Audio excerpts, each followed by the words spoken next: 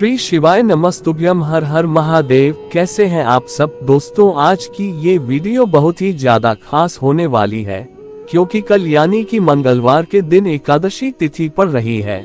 शतिला एकादशी का हमारे हिंदू धर्म में बहुत ही विशेष महत्व होता है।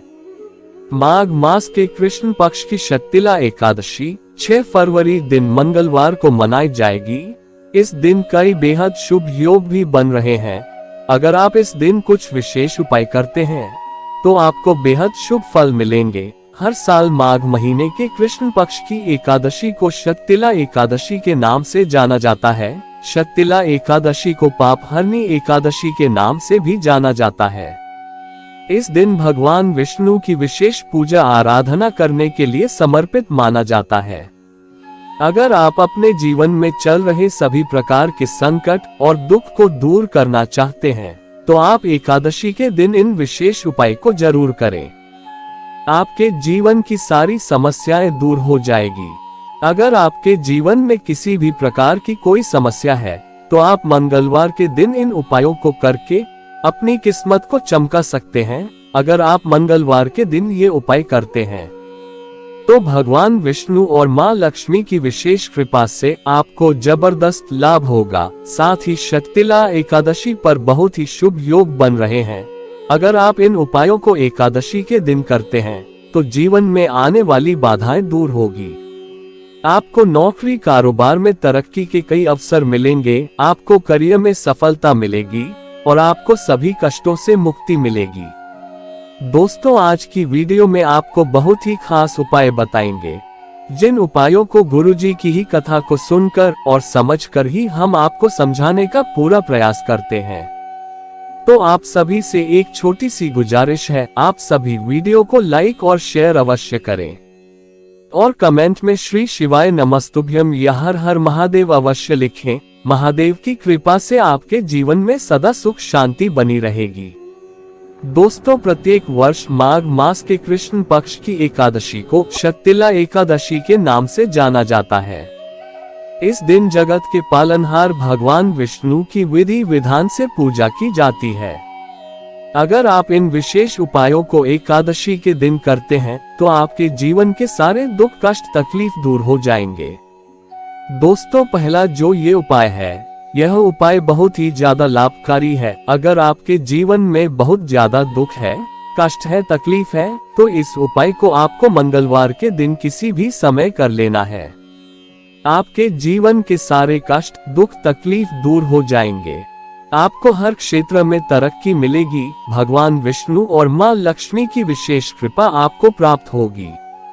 आपके जीवन के सारे संकट समाप्त हो जाएंगे। इस उपाय को करने से आपके पितृदेव भी प्रसन्न हो जाते हैं और उनका आशीर्वाद भी आपको प्राप्त होता है।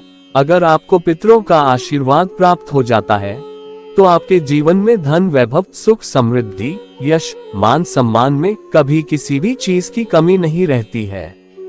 साथ ही आपके जीवन की सारी बाधाएं दूर हो जाती हैं। आपको हर क्षेत्र में तरक्की और सफलता मिलने लगती है। दोस्तों, इस उपाय को करने के लिए आपको एक लोटा लेना है।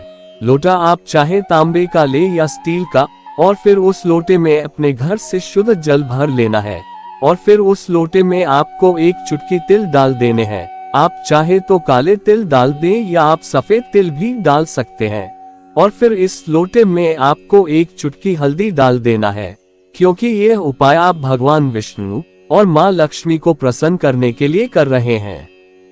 और फिर इस लोटे को लेकर आप किसी केले वृक्ष के पास चले जाएं और फिर इस एक लोटे जल को केले वृक्ष की जड़ पर ओम नमो भगवते वासुदेवाय नमः मंत्र का स्मरण करते हुए जल समर्पित कर देना है।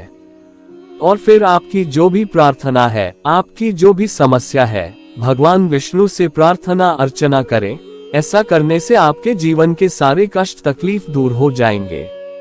आपको जो भी मनोकामना होगी वो परिपूर्ण हो जाएगी। दोस्तों, दूसरा जो ये उपाय है यह उपाय भी भगवान विष्णु और मां लक्ष्मी को प्रसन्न करने के लिए बहुत ही खास और विशेष उपाय है। इस उपाय को करने से भगवान विष्णु और मां लक्ष्मी की विशेष कृपा प्राप्त होती है।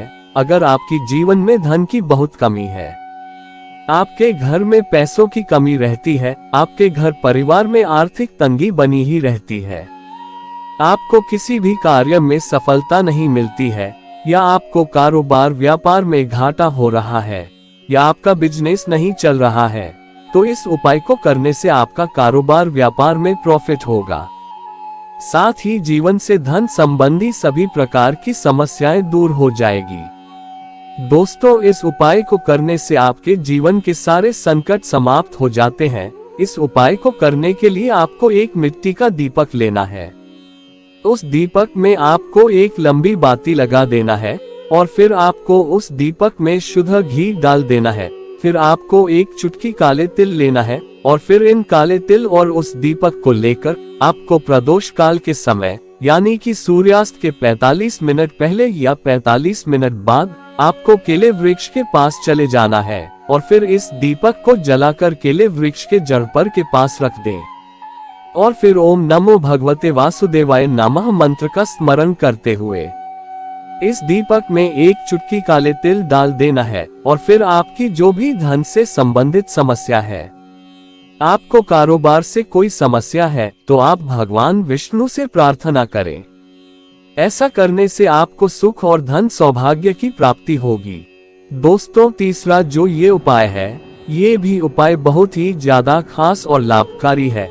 अगर आपके घर में किसी भी व्यक्ति को कोई बहुत बड़ी बीमारी है, उस व्यक्ति का रोग ठीक नहीं हो रहा है, तो आपको यह उपाय सिर्फ एक बार एकादशी तिथि के दिन जरूर कर लेना चाहिए। इस उपाय को करने से रोगी व्यक्ति का रोग बिल्कुल ही ठीक हो जाता है। साथ ही अगर आपके घर में ऐसी कोई भी समस्या नहीं है, अगर आप चाहते हैं कि आपको साल भर किसी भी बड़ी रोग बीमारी का सामना न करना ना पड़े, तो आप सभी को सिर्फ एक बार ये उपाय जरूर कर लेना चाहिए। ऐसा करने से आपके घर परिवार में किसी भी व्यक्ति को कोई भी रोग बीमारी नहीं होगी। आपके घर के सभी सदस्यों का स्वास्थ्य अच्छा रहेगा। अगर आपके बच्चे बार बार बीमार पड़ जाते हैं, आपके घर का कोई भी व्यक्ति बहुत बीमार रहता है, या आपके घर में बहुत ज्यादा रोग बीमारी की समस्या बनी रहती है, तो इस उपाय को करने से आपके घर की सभी रोग बीमारी की समस्या दूर हो जाती है। दोस्तों, इस उपाय को करने के लिए आपको थोड़े से काले तिल लेना है। इन काले तिल को आप किसी छोटी सी कटोरी में रख ले या आप इन्हें किसी साफ कपड़े में रख ले और फिर आपको एक लोटे में जल भर लेना है और फिर इन सामग्री को लेकर आपको केले वृक्ष के पास चले जाना है और फिर इस एक लोटे जल को ओम नमो भगवते वासुदेवाय नमः मंत्र का स्मरण करके जल समर्पित कर देना है और फिर जो आप काले तिल लेकर गए हैं, उन काले तिल को केले वृक्ष के पास रख दें और फिर भगवान विष्णु से अपने घर की सुख शांति और रोग मुक्ति के लिए प्रार्थना करें और फिर इन काले तिल को लेकर आप अपने घर में आ जाएं।